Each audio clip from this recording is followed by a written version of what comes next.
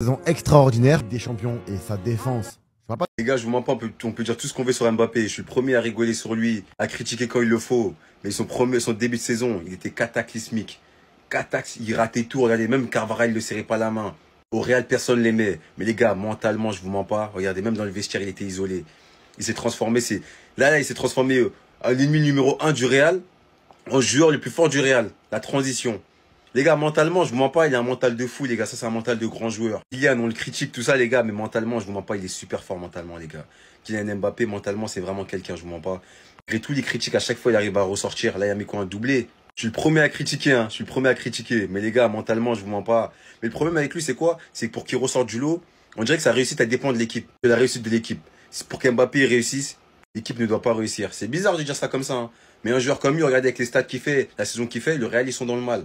En vrai, je suis vraiment content qu'il s'est relancé, les gars, parce que je vous mens pas, son début de saison, vraiment, c'était le divertissement. Là, c'est bon, le PSG, ils ont pris la LDC, c'est bon, hein. Mbappé, il a qu'à, frère. Parce que là, je vous mens pas en tant qu'homme, déjà, ça faisait mal de le voir comme ça. Il est en train de tout prendre. Cette saison, il y a vraiment tout qui est en train de changer pour Kylian Mbappé. Et c'est pour ça qu'on vous disait d'attendre et de patienter une saison. Alors qu'il était très considéré timide la dernière saison, Kylian Mbappé est désormais à 2 pas d'être considéré comme le plus grand leader du vestiaire. On a une confirmation définitive qu'il est le principal tireur de coups francs et de pénalty de l'équipe. Le Real Madrid s'enrichit tellement sur lui. Ils savent que Kylian Mbappé est tellement médiatisé, que ses buts rapportent tellement sur leurs réseaux sociaux, qu'ils lui donnent toutes les opportunités de marquer. En attendant, je suis désolé. Moi aussi, quand je vois ça, je lui donne tout. Je lui donne tout, prends mon cœur. Il est littéralement en train de me faire kiffer, comme je l'ai attendu, sachant que sa deuxième saison allait être encore meilleure que la première, prenant beaucoup plus de responsabilités, ayant beaucoup moins de problèmes extrasportifs, étant beaucoup plus adapté à la ligue, à l'équipe, au pays. Et en plus de ça, il y a la Coupe du Monde après le prochain match. Les qualifications commencent. Accélération, je fais ma loi à gauche, à droite, Kylian Mbappé. Je récup les coups francs alors que je les tire mal, frappe, Kylian Mbappé. Kylian Mbappé est officiellement le tireur de pénalty et de coups francs au Real Madrid. Ma question est la suivante, qui va l'arrêter? Qui va l'empêcher de remplacer Florentino Pérez dans 5 ans? Qui va l'empêcher d'appeler le club le Real de Kylian dans quelques années? Parce que là, c'est du tout droit. Ça fait 1 an qu'il est là. Il a tout. Il a tout. Les pénaltys, il n'y a pas de problème là-dessus. Il les tire bien. Il les marque quasiment tous. Il n'y a pas de galère. Les coups francs. Il y a Trent Alexander-Arnold au club. Les coups francs. Il a 27 piges. Il en a mis un en carrière. 27 piges. Ce mec-là est un des meilleurs tireurs de coups francs du monde. Tous les ans, il envoie des bangers sur coups francs. Mais vous faites tirer Kylian Mbappé qui les met tous dans le mur. Il en a mis un en carrière, il a 27 ans. Vous vous rendez pas compte comment la stat, elle est effrayante. Après avoir récupéré le 10, les droits TV, les pénaux, il prend les coups francs, le domaine dans lequel il est gaze à la mort. Il va pas en mettre. Le Real, vous avez pas compris. Il va pas en mettre. Je sais qu'il veut tout, mais il va pas en mettre. Vous m'avez dit, on n'est pas le PSG.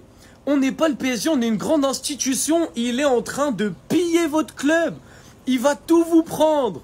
Donc maintenant, les Madrilènes, j'attends des réponses en commentaire. Quelle est la différence entre vous et le Paris Saint-Germain sur le cas Mbappé? Vous avez tous les deux bien donné vos fesses.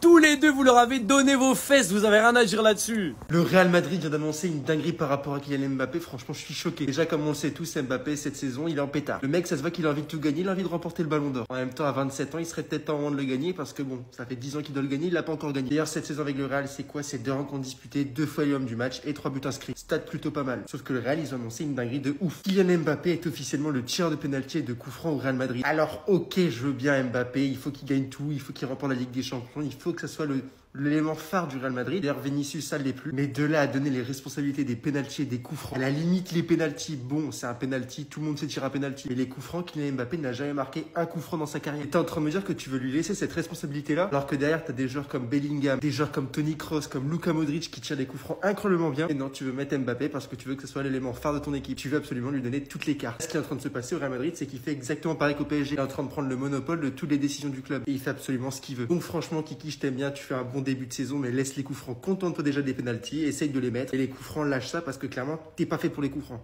Maintenant, sur TikTok, j'ai carrément l'impression que c'est des coachs professionnels. Mais au bout d'un moment, faut arrêter de nous faire croire qu'Mbappé fait pas ce qu'il faut en numéro 9. Xabi Alonso s'est exprimé sur sa performance d'hier contre Oviedo. Kylian Mbappé est très motivé, son énergie pousse le reste de l'équipe. J'adore la façon dont il se déplace tout au long de l'attaque et change constamment de position. C'est une menace constante et il est très vif. En fait, j'ai réellement l'impression qu'il y en a certains qui ne comprennent pas. Les déplacements de Mbappé viennent d'une instruction de Xabi Alonso. Vous voyez ces déplacements et ces décrochements comme des lacunes pour l'équipe, alors que Xabi Alonso est très content de la manière dont il se déplace. On a joué 2 matchs de Liga, on a joué 2 blocs bas. Et il y en a certains qui pensent que Mbappé positionné en numéro 9 dans la surface, ça aurait été la meilleure solution pour nous. S'il l'avait vraiment fait, il aurait été invisible dans le système de jeu de Madrid. Parce que dans un premier temps, on joue un bloc bas comme je l'ai dit. Dans un second temps, nos milieux ne sont pas assez créatifs. La différence entre une équipe comme Madrid et Barcelone aujourd'hui, c'est que leurs milieux sont capables de faire la différence et d'apporter du danger à tout moment. On va prendre l'exemple d'hier contre Oviedo. Mbappé, Rodrigo ou encore Mastantuono, lors de la première mi-temps, parce que c'était là qu'il y avait vraiment un bloc bas, étaient à chaque fois obligés de redescendre pour aller créer des occasions. Valverde n'arrive pas à créer ses passes magiques. Arda Güler, il est trop timide, il veut juste conserver le ballon. Et Tchouaméni, c'est clairement le numéro 6 à la récupération. Donc quand vous reprochez à Mbappé dans un bloc bas de redescendre pour toucher son ballon, moi je comprends pas du tout la pertinence de vos propos, parce que hier il l'a fait, il l'a très bien fait. Bref, je pourrais en parler des heures, mais c'est pas parce que Mbappé redescend que c'est une mauvaise chose. Bien sûr que ça peut déranger à certains moments son ailier gauche, mais c'est déjà une instruction du coach Xabi Alonso, et carrément je pourrais rajouter que c'est nécessaire contre des blocs bas. Bref, la saison elle est lancée pour lui les gars, et rendez-vous au prochain match.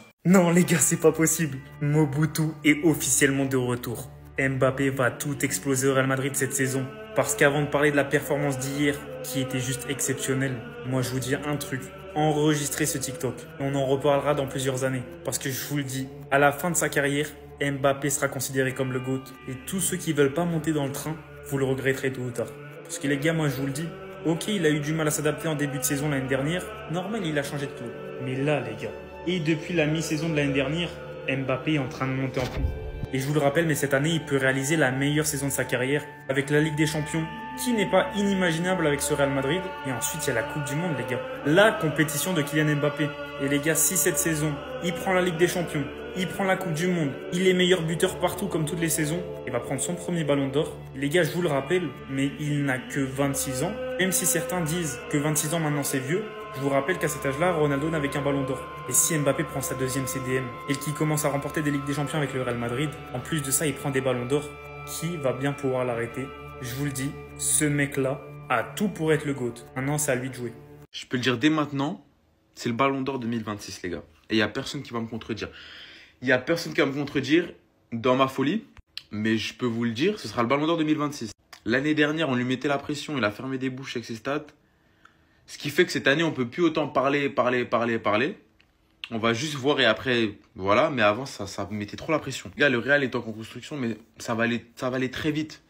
Dans un mois, on n'en parle plus de la reconstruction. Moi, je vous le dis, déjà, rien qu'hier, on avait des automatismes. Ça veut dire, restez branchés. Et Mbappé, frère, le premier but, contrôle orienté, frappe instantanée. Je vous dis, pour moi, c'est carrément, c'est limite plus dur qu'un but en lucarne parce que, frère, il est entouré, ça va trop vite. Et ça m'énerve parce que certains oublient à quel point Mbappé, genre en mode, c'est lui le vrai héritier de CR7 et Messi. Genre en mode, depuis CR7 et Messi, il n'y a pas eu quelqu'un qui s'assoit à sa table. Genre, vous allez peut-être me dire Haaland, tout ça, mais frère, Haaland, on a vu, hein, Haaland, c'est un mec qu'il faut avoir pendant une saison, quand il est dans sa bonne saison. Mais Mbappé, c'est trop, frère, c'est au-dessus. Je sais même pas si, de mon vivant, je vais encore connaître une saison où Mbappé il va planter 20 ou 30 buts. Ça m'étonnerait. Ce sera du minimum 40-50, les gars, et on le sait. Et en fait, vous vous rendez pas compte à quel point c'est dur de faire ce qu'il fait depuis.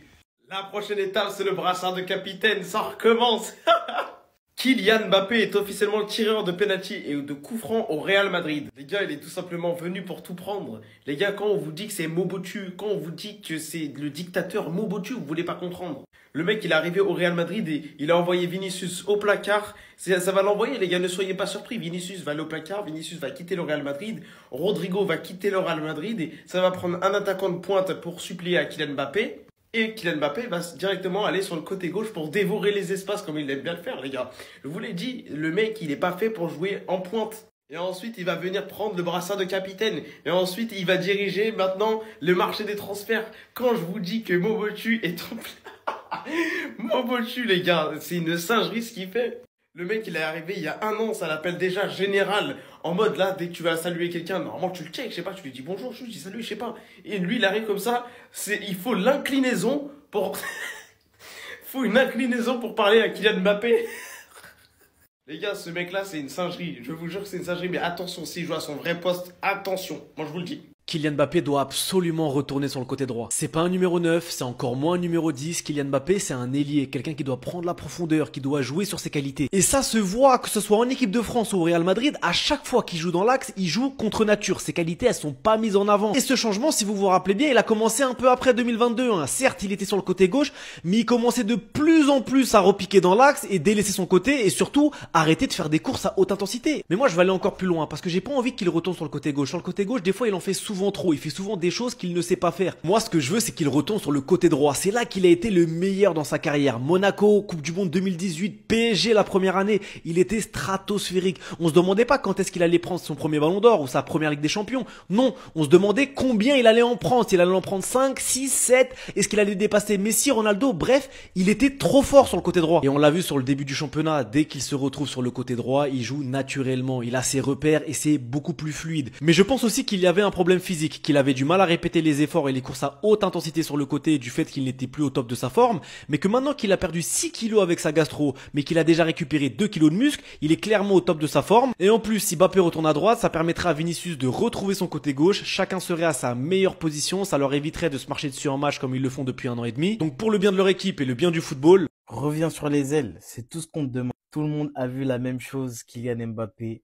Tu es largement meilleur sur les ailes. C'est simple. Que ça soit à droite ou à gauche. Après, on sait qu'à gauche, tu vas faire ta spéciale. Ailier faux pied, c'est fort. Mais redeviens le joueur que tu étais.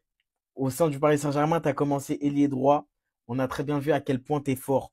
Sois le mec que tu dois être, en fait, tout simplement. Le mec qui n'attend pas les ballons dans les pieds, mais qui part en profondeur. Le mec qui élimine de par sa vitesse, par des débordements, par des centres, etc. Kylian Mbappé, arrête. Joue simple. Arrête d'être un dérégleur de collectif. Là, on te place numéro 9. La vérité, tu prends tout le placement sur le terrain. T'as vu, t'arrives même pas à jouer avec tes coéquipiers. Tu ne fais pas de retrait défensif. Et en plus de ça, tes placements offensifs sont sur les ailes. Voilà. En fait, ils sont tellement égoïstes, tes déplacements sur le terrain, qui font que ça prend les espaces des différents ailiers. Tu ne te places pas comme un 9. Tu n'arrives pas à faire ça. Parce que dans ta tête, en fait, t'es programmé pour être un ailier et tu n'arrives pas à être un numéro 9. On va voir que quand il y aura un ballon, genre tu vas faire le même appel que Vinicius peut le faire, par exemple. Et du coup, vous allez prendre les mêmes espaces. Alors que comme un joueur comme Gonzalo Garcia, qui a fait énormément du bien, on a pu le voir à la Coupe du Monde des clubs, tu le places là, tu te mets toi à la limite à droite parce que tu sais très bien que tu peux être très fort à ce poste-là. À gauche, Vinicius, même s'il est en dépression, je sais pas qu'est-ce qu'il a ce mec, mais voilà. Tout vient à point à qui sait attendre. Je pense que Kylian Mbappé comprend totalement cette expression et aujourd'hui on le voit, souvenez-vous, lorsqu'il est arrivé au Real Madrid. Il nous sort 2 à 3 mois qui sont pas forcément top. À ce moment-là, Vini, qu'est-ce qu'il décide de faire? De lui accorder une partie des pénaltys pour le remettre en confiance. 1 an plus tard, on voit que Kylian Mbappé, il a tout récupéré. Penalty, c'est lui et c'est tout à fait légitime parce que c'est le leader offensif du Real Madrid et c'est sur lui que le Real Madrid va compter pour marquer les buts. C'est une discipline dans laquelle il est bon, hein, il en a raté comme tous les joueurs tireurs de pénalty du monde, mais il excelle dans cette discipline. Par contre, pour les coups francs, comment vous dire que c'est un peu forcé, je trouve, non? Dans un club où tu possèdes Trent Arnold, où tu possèdes Arda Güler, est-ce que c'est Kylian que j'aurais mis? Peut-être pas, mais le Real Madrid a ses raisons que les non-supporters du Real Madrid ignorent. Meilleur buteur dans le top 5 européen depuis le début de saison 2024-2025. À la première place, on a Kylian Mbappé avec 47 buts, Harry Kane, Lewandowski et Guirassy. Mais la question que je me pose, les gars, c'est et si Kylian avait commencé sa saison en août 2024? Parce que pour ceux qui ne savent pas, cette image, elle représente gros de la saison de Kylian. Car c'était après son arrivée au Real Madrid. En fait, à son arrivée, on était tous hypés. Il fait un gros match en Supercoupe face à l'Atalanta. Il est buteur, premier match au Real Madrid, déjà buteur. Mais après, ce qu'on a eu, c'était le néant. C'était le néant, il était trop nul. Carrément, ça se voit sur son visage. Il était perdu, on dirait qu'il savait plus jouer au foot. Les 6 premiers mois, on s'est tous dit, on s'est fait scam. Ah, le PSG, ils nous ont scam. Là, c'était pas Mbappé, là. Mais après décembre, ce qu'il a proposé, c'était très fort. En tout cas, sur le plan individuel, c'était très méchant ce qu'il a proposé. Il finit Pichichi en Liga, alors qu'en décembre, je sais même pas, il était même pas dans le classement. Il prend le soulier d'or, il mettait but sur but en Liga. Au final, individuellement, il fait une bonne saison. Il finit la saison avec 48 buts, 8 assists. Ce qui est fou, c'est qu'en première partie de saison, il avait été très nul. Et moi, j'imagine ce que ça aurait donné s'il avait été régulier sur toute la saison. D'ailleurs, malgré ça, il est actuellement le meilleur buteur, toute compétition confondue, et le meilleur buteur européen. Donc si tout se passe bien, on part pour une saison à 60 buts.